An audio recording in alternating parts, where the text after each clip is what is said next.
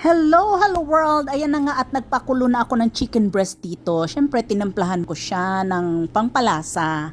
Tapos, hinimay-himay ko na siya ng ganyang itsura. Tapos, nag-init na rin ako ng butter at saka konting mantika. Nilagyan ko na rin or nagmekos-mekos na rin ako ng bawang at saka maraming sibuyas. Yan, minekos-mekos ko yan sila. Tapos, pag lumabas na yung kanyang amoy, syempre ilalagay na natin yung chicken breast na shredded. Tapos, ayan na nga at titimplahan na natin siya ng syempre hindi mawawala yung pamintang durog or sinasabi nilang pamintang wasak. So, ang saya nun. Wasak. Winasak ang kanyang tadhana. Joke lang. Ayan na nga't nilagyan ko rin ng chili powder.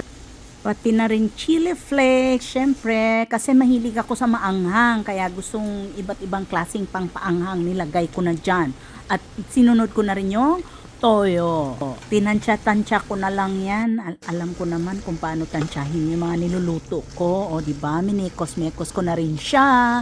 Tapos nilagyan ko rin siya ng brown sugar na 1 kutsara pang pabalance ng lasa. Minekos-mekos ko siya hanggang sa magiging maganda na yung itsura.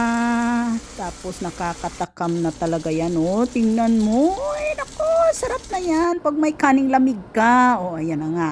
Hindi tayo mawawala sa selfie. O, diba?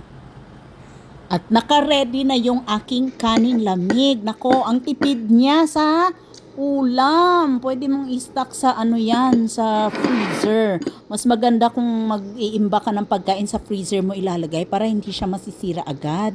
At saka hindi siya magda-dry kasi pag sa baba lang yung hindi sa freezer nakalagay, pag ininit mo yung pagkain sa microwave, dry na siya. Wala na yung kanyang juiciness. O, diba? Sarap magkamay kumain.